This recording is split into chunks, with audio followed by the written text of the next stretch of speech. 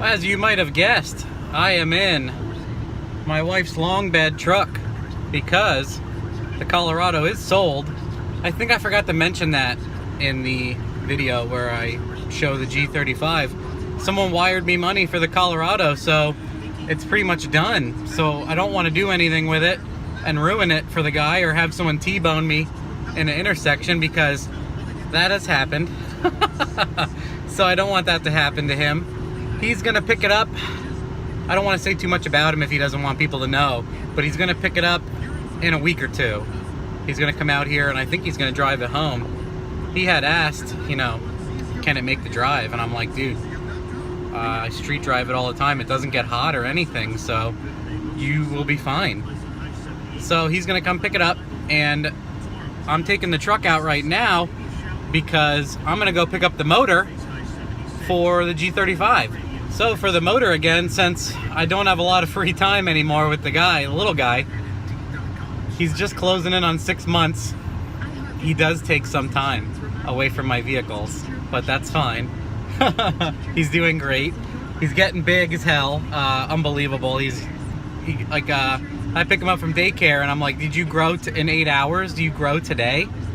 Anyway, I'm sure a lot of you can relate to that. Some people can't, but it's incredible. I'm using the truck to do truck things, to go pick up the motor for the G from Collis Truck Parts, since, again, strapped for time. Don't really care to pull them out of the junkyard anymore. I mean, I've done it. The junkyard has gotten so expensive that buying a warranted motor from Collis Truck Parts is well worth the time and money and aggravation. I can be like, what do you got that runs? Blah, blah, blah. Do you have exactly what I want? He's like, yeah, I got exactly what you want. I have that. And I'm like, cool. Can you get it ready? I'm gonna come pick it up. And he's like, yeah, I can do that. I show up, he puts it in the bed of the truck for like another 100 or 200 bucks from the junkyard. I get a known good motor. If I have a problem, I can take it back to him. Again, it falls in line with, you can do it cheap, but if you don't have time, that's a better resource. Just like buying stuff from VS Racing, I say that all the time. You can gamble and you can get cheaper stuff for sure. I've done it, I've been there, but if you don't want to deal with that and you want a quality product or someone that's going to back it if you have a problem, Varen is the best deal. So going to pick up the motor. The next clip you see is probably going to be the motor sitting in this nice long bed turbo truck. I got the AC blowing in Jamie's truck, decadent as hell. I forgot all of my cameras today, so I'm recording this with I keep trying to focus it because it looks like it's out of focus. I look like one of those YouTube vloggers with a $3,000 SLR that's out of focus the entire time. So apologies, but I want to make sure I get, you know, my frame and video with the front camera here. Anyway, picking up the motor. I'll tell you more about it once I get it. Check out this real deal top shelf motor here.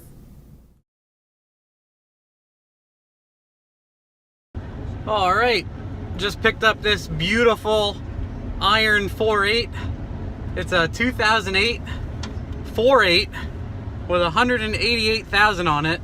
It's actually very clean, and it has the 799 heads. It already has the bread box intake on it. It's a factory race motor, boys, and it's a 58X. So I'm going to be doing a little bit of Gen 4 stuff, a little bit of drive-by-wire, import, stick shift. We're trying to cover all the bases on stuff I don't normally do, so this one fits the bill pretty well. Here it is, the 2008 4.8, 188,000 miles, the 799 heads. This thing's real clean, actually. I'm surprised, no broken bolts or anything else. It did have a squirrel nest under the intake, like they always do. I unbolted the intake to hook it up to my hoist here to get it off of the truck, so if you missed that, I'm sorry. It's pretty, you know, self-explanatory. It's nothing special. It came with complete coil packs and everything.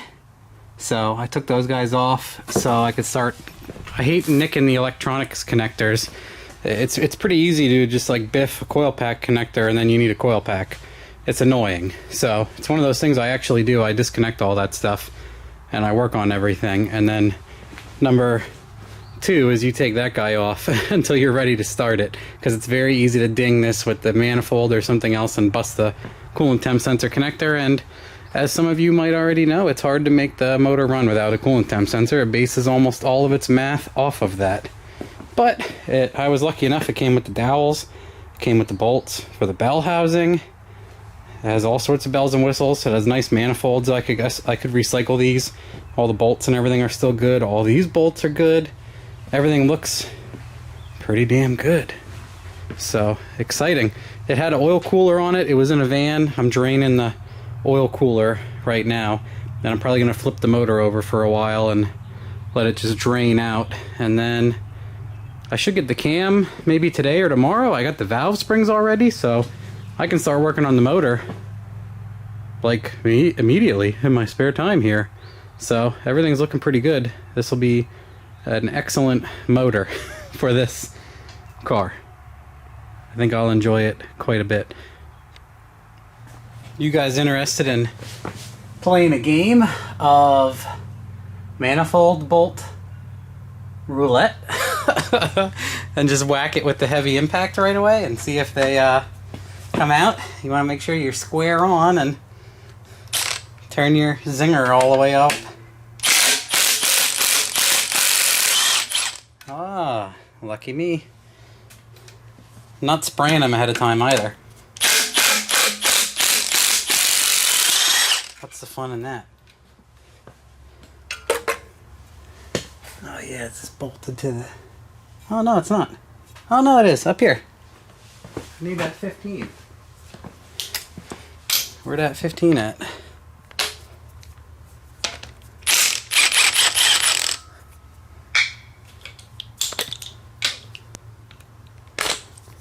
Alright, so far. Let's see. Man, if you're really lucky, the dipstick will come out of the block in one piece. What I'm going to try to do is preemptively wiggle it down low here. Let's see what happens.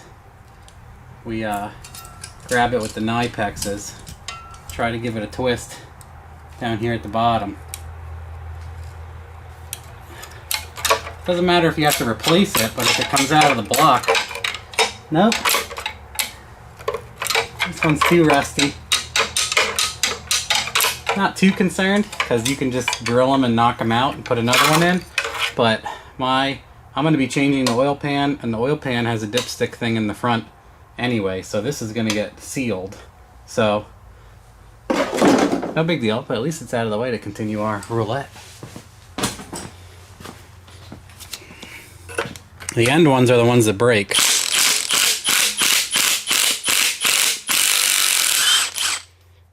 Ta-da! Doing good. We're gonna get all of them, I bet.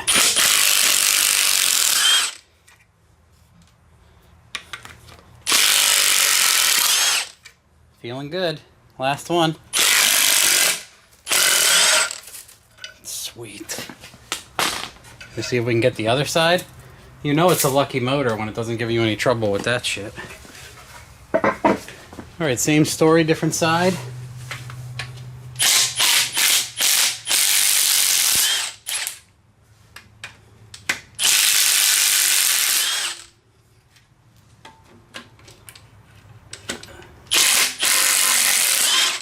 These are some quality bolts in this motor. They're going the distance.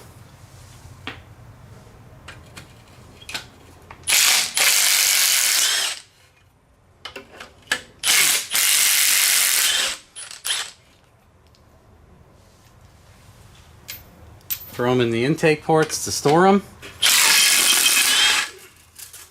Look at that. No problems there. What more can you ask for? Then, like I said, before you get too far, grab a 19, take the coolant temp sensor out, because you don't know how annoying it is when you bust that right before you go to start the car. Alright, and that's all I had time for, was picking up the motor and doing a little bit of disassembly and cleanup and preparation and checking some stuff out, figuring out what I need, and I am planning on using the LOJ kit. I talked to Steven, the owner of LOJ, and what's awesome about their stuff also is he is in New Jersey. He's only about 2 hours away from me, so I definitely would like to pick it up in person and check out his shop and do a little video on that, show you guys what he's about. I think it's going to be pretty exciting to retain everything, AC, power steering, and alternator from the Infinity stuff, and I'm going to be using his CAN bus add-in thing, so literally everything will work like nothing happened. It'll basically be like Nissan and GM built it. I'm excited for once to retain everything and have some fun, and it'll be like nothing happened. So that's not something I normally do, so I'm excited to try it. Obviously, I think a lot of you are interested in seeing that. You have seen me build many things minimized and just the bare minimum, and they go fast, and I know how to do that. So I'm looking forward to stepping out of my shell here, doing a little bit of things I've never done, and having something that, you know, looks like it came from the factory. I think would be interesting for once. I can't build crappy stuff all the time and learn something, so keep that in mind. I think a lot of you are interested. Some people are like big time meh, but it seems like overwhelmingly positive response, so hope we all learn something and have fun. And if you guys are doing this, it'll certainly help you out as long as this is what you're looking for. If you're looking for doing it cheap, there's like 3,000 options to build a drift missile and just shove the motor in. Obviously, that's not very hard to do, but making everything work, keeping everything like factory is definitely harder, or at least more expensive, I should say. Not harder, but more costly.